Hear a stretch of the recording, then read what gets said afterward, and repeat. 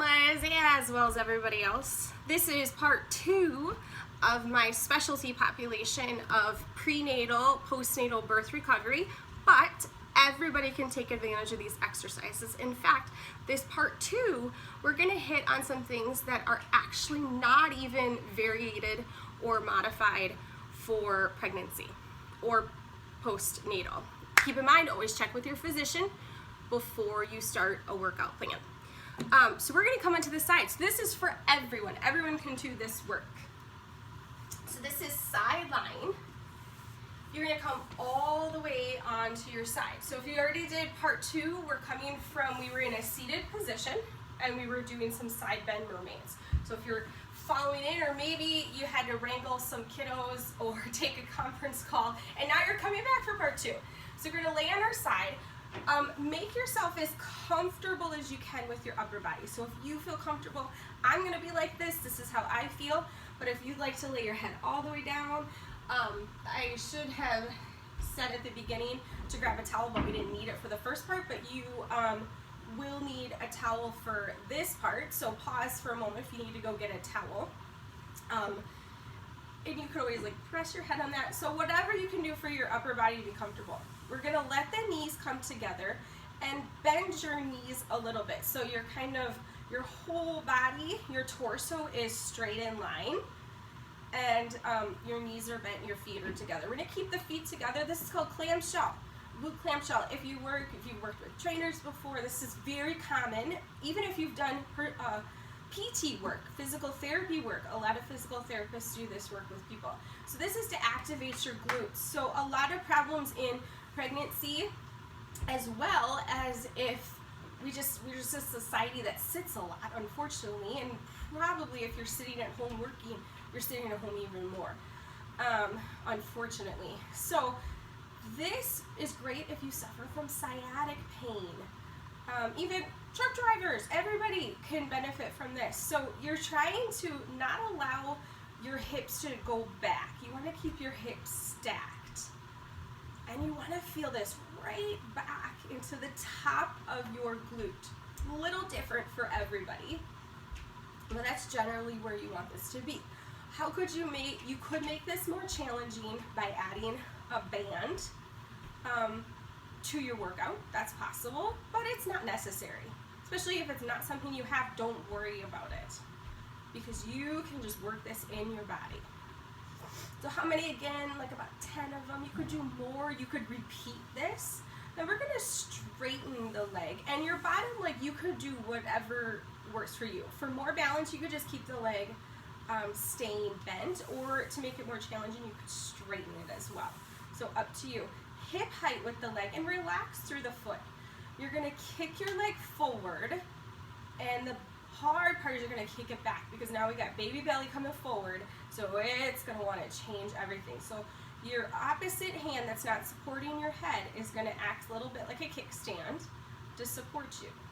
If you're feeling very wobbly, which is very normal, and especially if you've got pregnant baby belly, you could back yourself up against the wall and you'll take out the back part, but at least you can work on this forward leg position and keeping the hips stable. So about 8 to 10 of these. Then you're going to bring the leg back over, either your straight leg or your bent leg, and we're going to take the leg up, give it a nice big stretch, and then press your leg together like you're moving through water. So you're going to lift up and then press back together. As you're doing this, can you reach out through the arch of your foot so the whole side of your body lengthens out?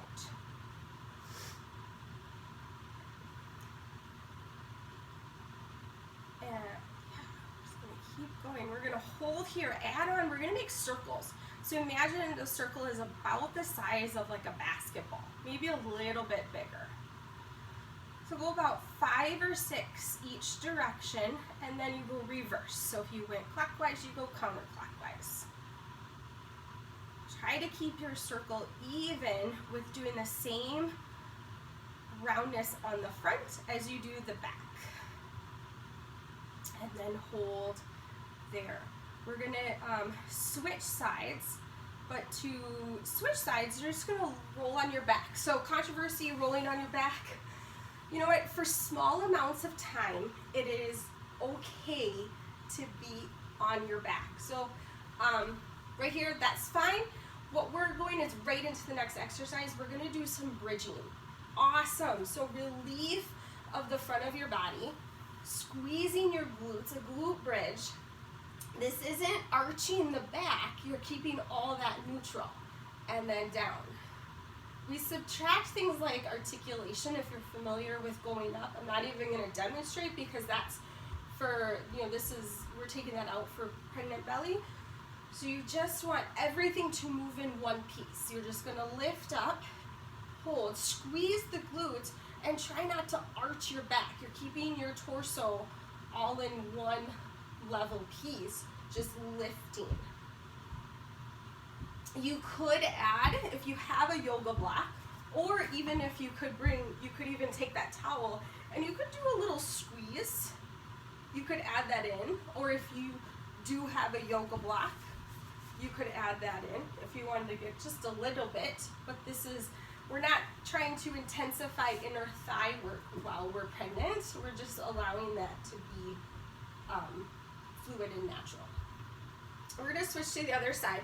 So I'm gonna come up and I'm gonna switch on this way so you don't end up seeing my backside. We're gonna come here. Do the other side. Clamshells, knees together, open and close.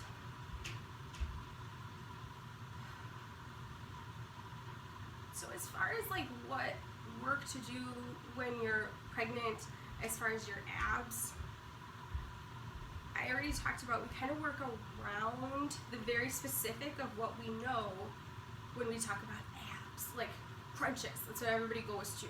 But there's so many beneficial things that you're working all of your abdominal muscles. You're working your whole entire body. And that's what I love about doing Pilates for mamas to be, for everybody. Again, this is still an everybody workout. Straighten your top leg, bottom leg can stay bent or straight, and you're going forward and back. This is all gaining stability through the pelvis. You're working your obliques. These are part of your abdominals. Very powerful, very helpful, gets overlooked a lot.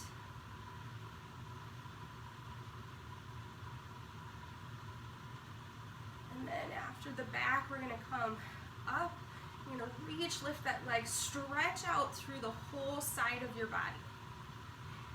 One thing is if, sometimes our IT bands, the side of our legs can get a little tight and they can pull on our knees. So if you feel this a little on your knee, you can just soften your knee. You don't have to worry about bending necessarily. Just soft, try not to lock out the joint.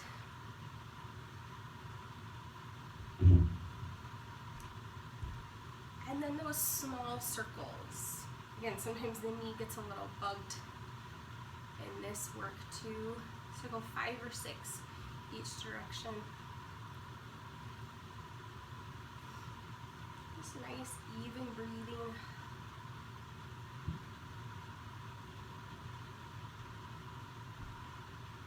All right. And then you can return onto your back again and do a little bit more with your glute bridge. Maybe you bring your feet closer together. You could go wider. You could go outside the width if you have a mat and take a big wide glute bridge. Just keep in mind, this isn't yoga bridge. This is a glute bridge. So it's a connection into the back of the body and a stretch of the front, but we're not arching the back. Yoga, we do bridges and wheel work that you arch your back, but we're not gonna do that. All right. By the way, whenever you're coming up to move, always turn onto your side to protect your abdominal wall. This is where we're gonna bring the towel in. So I am gonna have to turn away from you to get to my wall.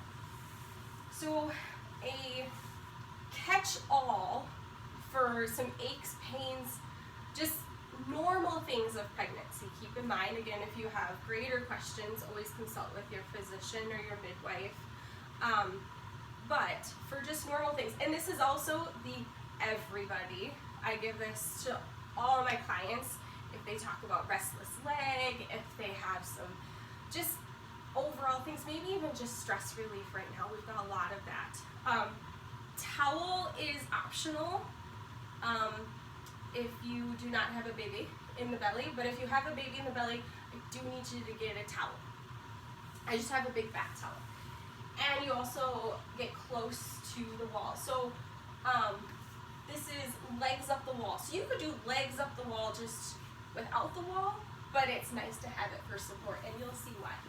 So you'll lay down on your side, and then you're gonna work your way right. So the closer you get to the wall to start, the easier it'll be to get up in this position, especially as your baby bump gets bigger. You want your butt all the way up against the wall for everybody to get the benefit. And that's it. That's the coolest part, is once you get there, you just hang out. Insomnia, that is something that can happen, especially as you get to the later part of pregnancy. This is great. It doesn't cure it, but this is great sometimes to maybe get up, throw the legs up the wall. It might help just kind of bring some circulation.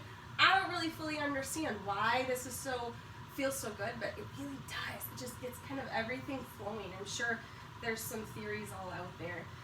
You could open the knees wide, bring your feet together. You could take your legs wide like a V, just whatever feels good, let it go.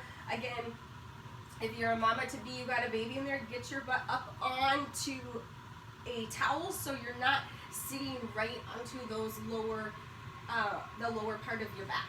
You want to have some of that lift up. And again, you can hang out here for minutes if you want. It feels good. And then when you're ready to be done, you can just roll back onto your side and off. Start to push yourself back up. And that's part 2 of your prenatal work. I'll come back with more. And again, this is for special population prenatal, birth recovery, postnatal, if you've been approved to work out. Again, always, if this is new, check with your physician that it's okay for you to do this. Yeah, thanks for joining. I'll be back with more soon.